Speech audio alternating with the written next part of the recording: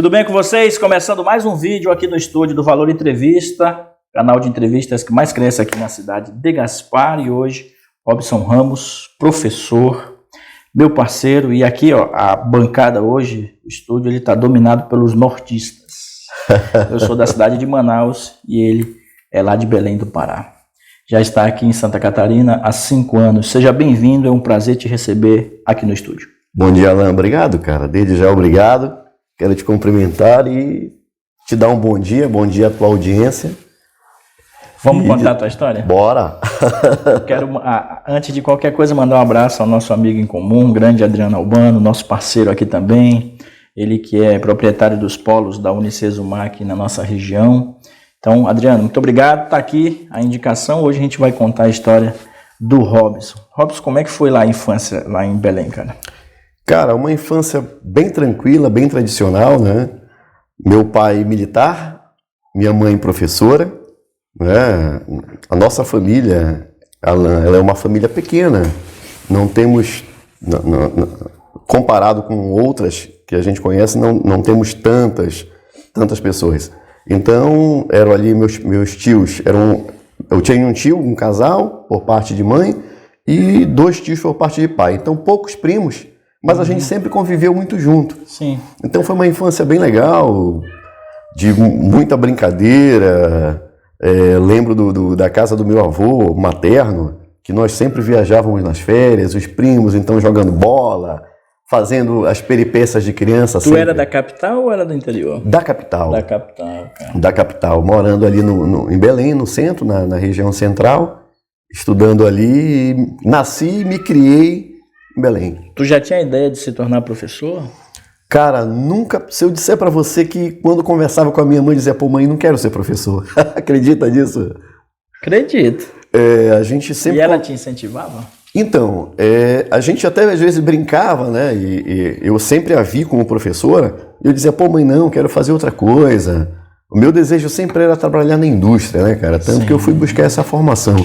Então, eu sempre quis, sempre almejei, tinha esse grande sonho, né, de trabalhar dentro da indústria. Mas confesso que no início, ali juventude, adolescência, não pensava em ser professor. Isso veio acontecer por um acaso, a convite já depois de um tempo na indústria, de um tempo formado, foi que veio esse convite para professor. Sim, e aí, quando na indústria, tu trabalhou na indústria de Belém mesmo? Trabalhei em Belém, cheguei a trabalhar em Manaus. Então, né? Manaus. Refrigerante Santa Cláudia. Santa Cláudia. Fiquei lá durante um ano, em Belém. Passava em frente da fábrica, e o molequezinho andava de skate, eu passava em frente da fábrica. Passava em frente à fábrica. Perto do 28 de agosto ali, o hospital conhecido na cidade. Lá. Legal, cara, que bacana. Que tempo bom, né, cara? Nossa. Tu recorda o ano aí?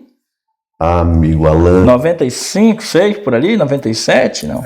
Um pouco depois, cara, acho que foi 99, 2000.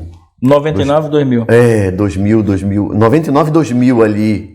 Tu pegou uma fase muito boa da cidade de Manaus, né? Que era uma fase um boa. momento ainda que a cidade não era tão grande, não tinha tanta expansão, porque hoje está bem complicado. Sim, o polo industrial está bem amplo. E com o crescimento vem Exatamente. Tudo junto, né? Todas as mazelas que uma grande cidade uma grande metrópole tem. O que é que tu recorda lá de Belém, cara? Que tu lembra assim e dá saudade? O que é que dá saudade de Belém, né? A comida. A comida, isso sem discussão, né, unânime. Mas o que eu lembro muito, cara, da minha infância é que ali já adolescência, é que, não sei se você chegou a conhecer Belém, ali nós tínhamos a Feira do Açaí.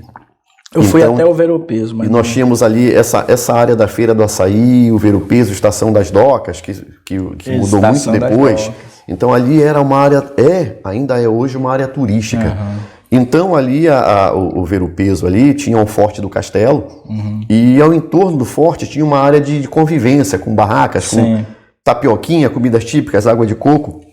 Então o meu pai adorava nos levar para ali.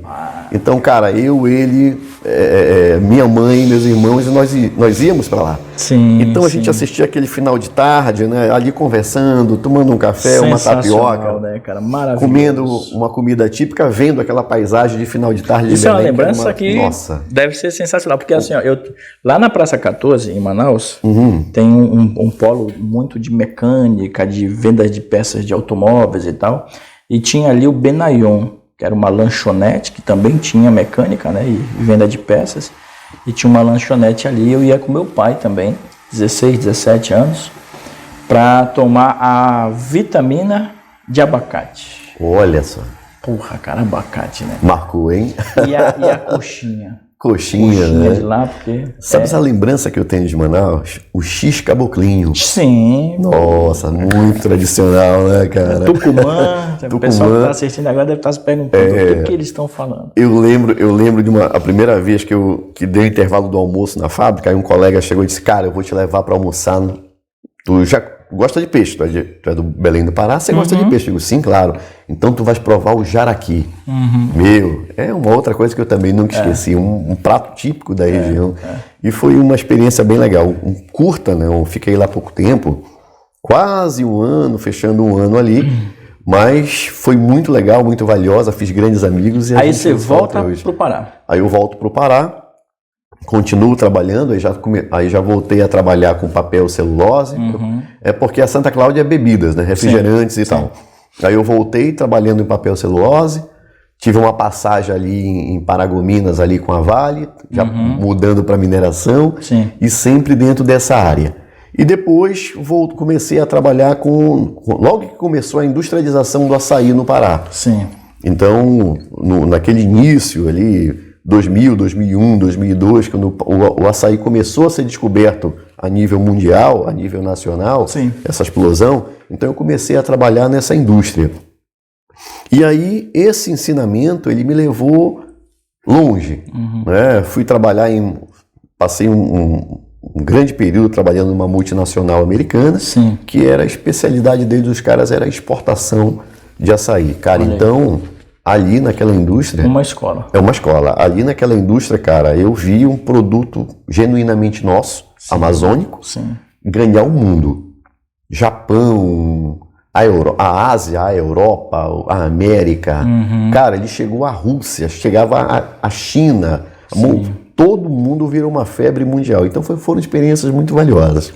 Legal. Aí... a gente vai para o segundo bloco do nosso papo e aí eu quero que me fale dessa experiência com a educação. Legal. Quando foi que ela começou e a tua vinda para Santa Catarina? Para Santa Catarina. Porque aí é um outro capítulo interessante, né? Legal. Da tua vida. Hoje você está casado, tem 2 filhos, é isso? Sim, né? 2 filhos, uma filha de um primeiro relacionamento. E 2 filhos agora com a minha esposa, que já estamos juntos aí há 12 anos. Há 12 anos. Então a gente vai para o segundo bloco e a gente continua essa história aqui, belíssima, de superação e de desafios do professor Robson Ramos, que é da Unicesumar, nossa parceira aqui. Então, Adriano, muito obrigado mais uma vez aí pela parceria. Para você que está aí agora, fique com o comercial do nosso patrocinador, já voltamos.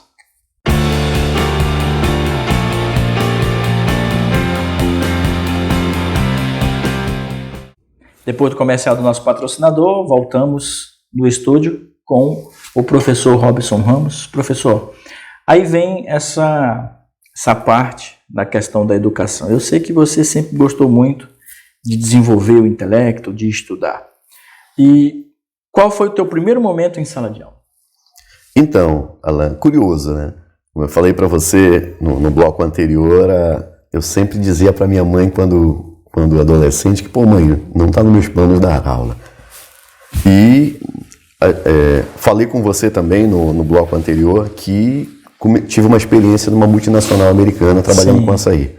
Acontece que essa multinacional montou uma fábrica na cidade, no município de Santana, no estado do Amapá.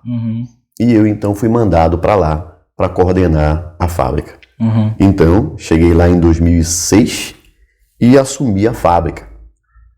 E, trabalhando na fábrica, comecei a conhecer pessoas, a criar relações, né, dentro da cidade de Macapá, capital. Santana é uma cidade, é como se fosse a relação Gaspar e Blumenau. São vizinhas ali. Então, trabalhava em Santana e morava em Macapá. E comecei a fazer um ciclo de amizades. E aí, trabalhando com um colega de trabalho, esse colega era engenheiro florestal, que fazia toda a parte ambiental da empresa, e era coordenador de um curso numa faculdade em Macapá. Então a gente ali batendo papo, conversando, ele, pô, Robson, tô com... Preciso de um professor. Preciso de um professor. Desse jeito, Alan.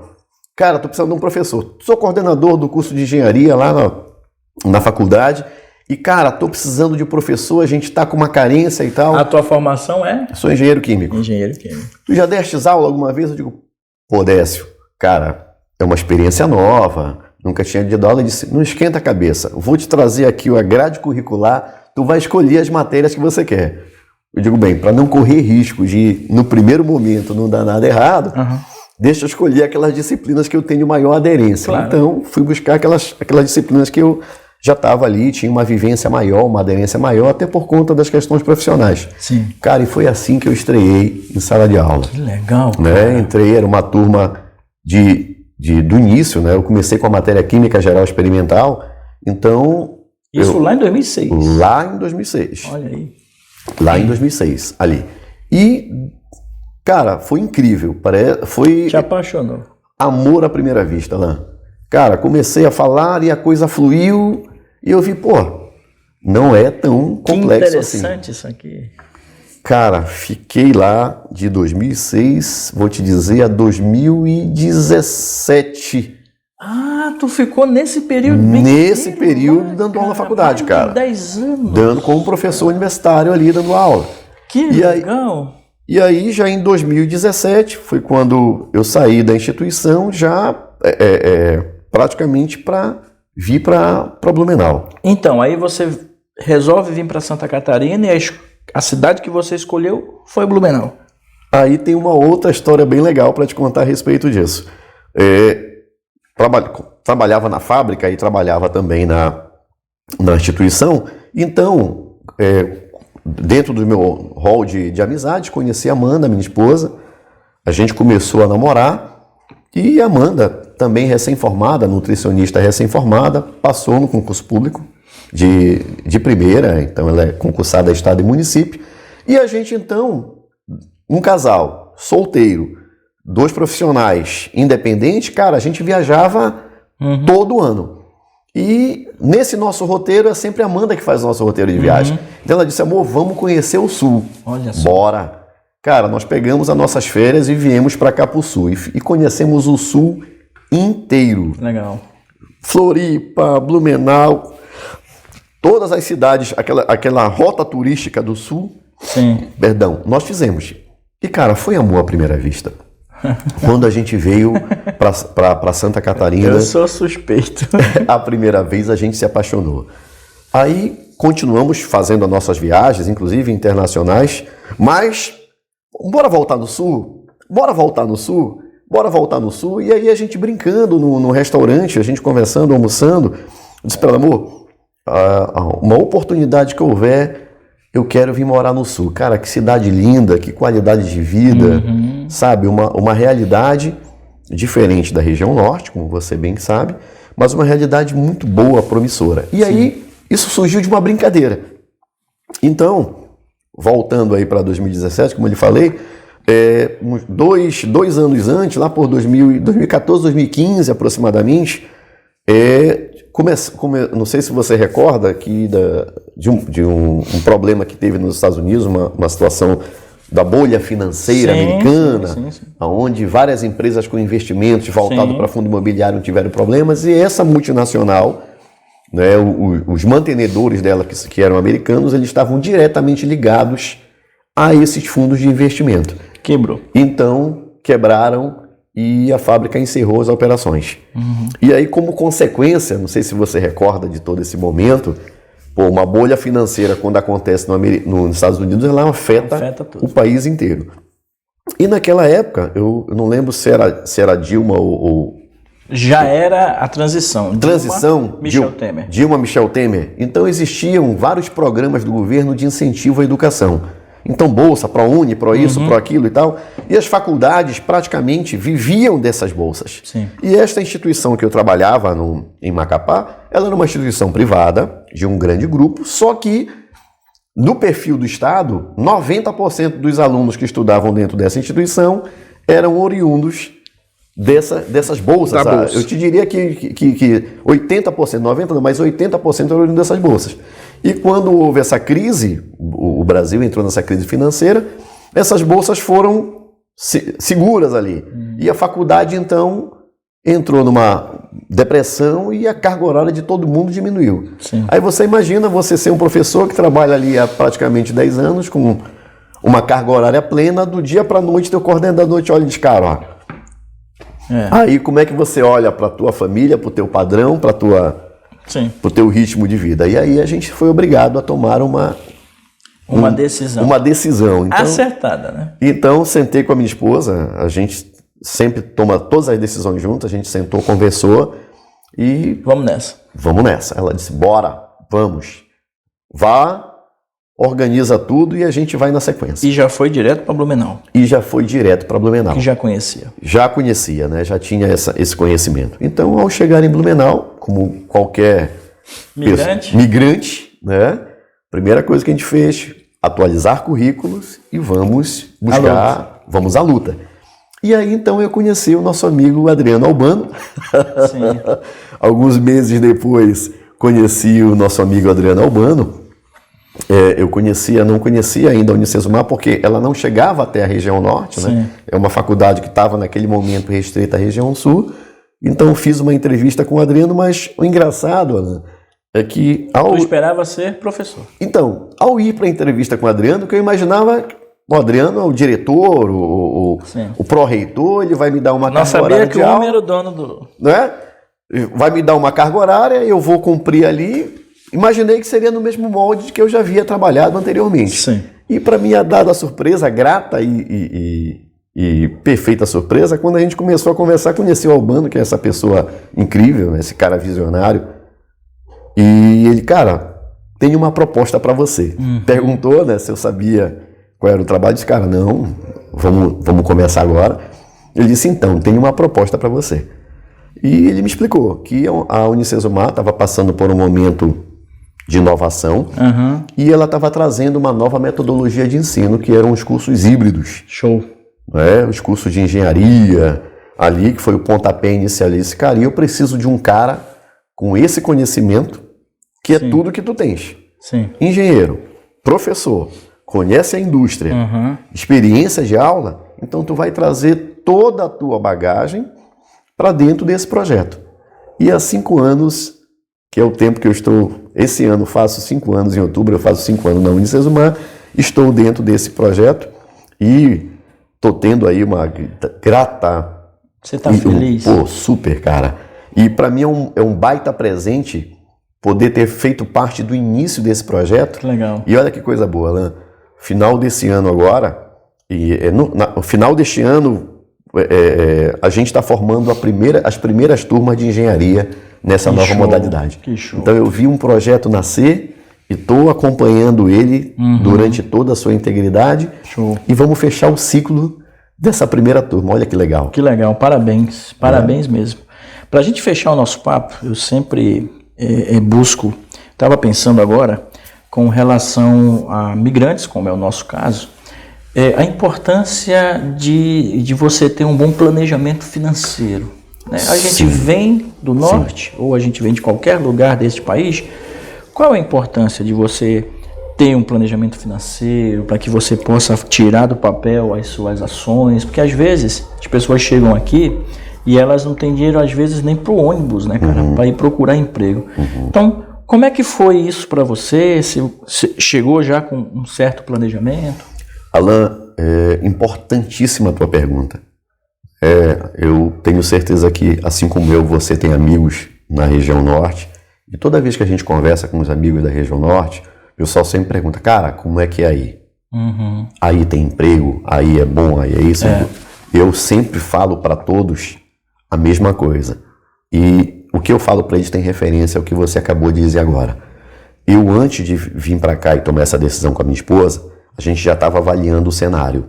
Como lá as coisas na fábrica não estavam caminhando bem e na universidade que eu trabalhava também não, então nós começamos a fazer um planejamento financeiro. Legal. Eu fiz um aporte financeiro para vir para cá e ficar aqui durante um período, né, na tentativa de voltar ao mercado de trabalho. Se reestruturando. Caso Importante dica. Sim, caso esse retorno não tivesse acontecido, eu tinha a perna, vamos dizer, nesse jargão popular, eu tinha a perna para voltar para minha cidade natal e de lá tentar um plano B. Exato. Mas é muito importante a sua fala, porque o que é que a gente observa hoje?